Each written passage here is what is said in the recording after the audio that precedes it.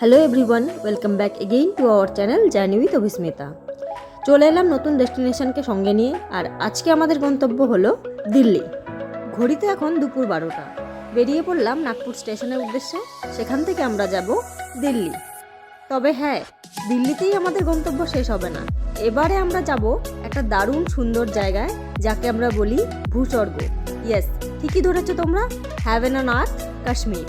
আমরা যারা ঘুরতে ভালোবাসি তাদের উইশলিস্টে কিন্তু প্রথম জায়গাটাই কাশ্মীরের থাকে। তাই অন্য কোথাও না গিয়ে এবারে আমরা সোজা কাশ্মীর প্ল্যান করেছি। কাশ্মীর যাওয়ার পথে দিল্লিতে ঢুকে আমরা কিছু সময় পাবো, আর দিল্লির কিছু জায়গাও তোমাদের সাথে শেয়ার করব। নাগপুর থেকে দিল্লি যাওয়ার পথে একটা স্টেশনের নাম এলো কোহলি নামে। যারা ক্রিকেট প্রেমী এবং কোহলি ভক্ত তাদের কাছে এটা একটা আবেগ। ট্রেন জার্নিতে গোধূলি বেলায় এই প্রাকৃতিক সৌন্দর্য উপভোগ করা আমার খুবই পছন্দের। তাই আমি ট্রেনে উঠেই কোনো রকম দেরি না করে জানালার সিটটা আগে থেকেই দখল করে নিই আর প্রাকৃতিক সৌন্দর্য উপভোগ করতে থাকি। নাগপুর থেকে দিল্লির দূরত্ব 1226 কিলোমিটার। আর এই দূরত্ব অতিক্রম করে আমরা সকাল সকাল পৌঁছে গেলাম নিউ দিল্লি স্টেশনে। এদিকে আমাদের মা বাবা কোচবিহার থেকে দিল্লি পৌঁছে গেছে। তারপর আমরা ফ্রেশ হয়ে সোজা বেরিয়ে পড়লাম দিল্লি ভ্রমণের উদ্দেশ্যে। প্রথমেই আমরা চলে এলাম কুতুব মিনারে। নিউ দিল্লি থেকে কুতুব মিনারের দূরত্ব মাত্র 14.9 কিলোমিটার। এছাড়া মেট্রোর মাধ্যমে আসা যেতে পারে। সেক্ষেত্রে মেট্রো স্টেশন থেকে কুতুব মিনারে আসতে 2 কিলোমিটার হাঁটা পথ বা অটোরিকশা ধরে নিতে হবে। কুতুব মিনার হলো দিল্লির একটি ঐতিহাসিক মিনার, যা বিশ্বের সবচেয়ে উঁচু ইট নির্মিত মিনার। 1192 খ্রিস্টাব্দে দিল্লির সুলতান কুতুবউদ্দিন আইবক এর নির্মাণ কাজ শুরু করে এবং 1199 খ্রিস্টাব্দে এর প্রথম ধাপ সম্পূর্ণ হয়।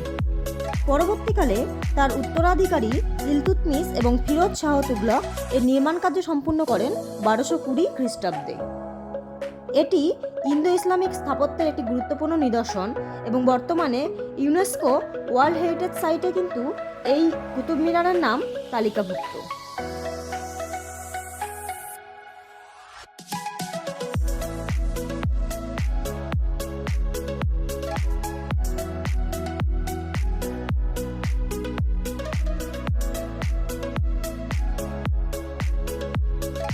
এরপর আমরা চলে এলাম ইন্ডিয়া গেটে, যার সাথে আমরা সকলেই কম বেশি পরিচিত। প্রথম বিশ্বযুদ্ধ ও তৃতীয় ইঙ্গ আফগান যুদ্ধে নিহত 90,000 ভারতীয় সেনা জওয়ানের স্মৃতিস্মরণে 1931 সালে নির্মিত এই ইন্ডিয়া গেট, যা ভারতের একটি জাতীয় স্মৃতিসৌধ। এরপরে আমরা চলে এলাম রেড ফোর্টে, যার আরেক নাম লালকেল্লা। এই লালকেল্লার ইতিহাস কিন্তু আমরা সকলেই ছোটবেলায় পড়ে এসেছি। সপ্তদশ শতাব্দীতে মুঘল সম্রাট শাহজাহান পুরনো দিল্লিতে এই লালকেল্লা নির্মাণ করেছিলেন। 1857 সাল পর্যন্ত এই দুর্গটি ছিল মুঘল সাম্রাজ্যের রাজধানী। আর এখানে বসবাসকারী শেষ মুঘল সম্রাট ছিল দ্বিতীয় বাহাদুর শাহ জাফর। এরপর ব্রিটিশ ভারতীয় সরকার মুঘল সম্রাট দ্বিতীয় বাহাদুর শাহকে নির্বাসিত করলে ভারতের রাজধানী কলকাতায় স্থানান্তরিত হয়। 1947 সাল পর্যন্ত ব্রিটিশরা এই দুর্গটিকে সামরিক ক্যাম্প হিসেবে ব্যবহার করেছিলেন। বর্তমানে এটি একটি জনপ্রিয় পর্যটন কেন্দ্র হিসাবে পরিচিত। তো এই ছিল আমাদের একদিনের দিল্লি ভ্রমণের অভিজ্ঞতা, যা সবটাই আমি তোমাদের সামনে তুলে ধরলাম। আশা করি তোমাদের অবশ্যই ভালো লেগেছে ভিডিওটি। এখন আমাদের ফিরে যেতে হবে, কারণ রাতে আমাদের ট্রেন আছে দিল্লির থেকে জম্মুর উদ্দেশ্যে।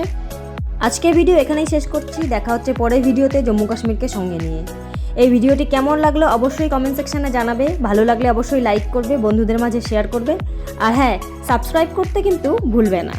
চলো, দেখা হচ্ছে কাশ্মীরে।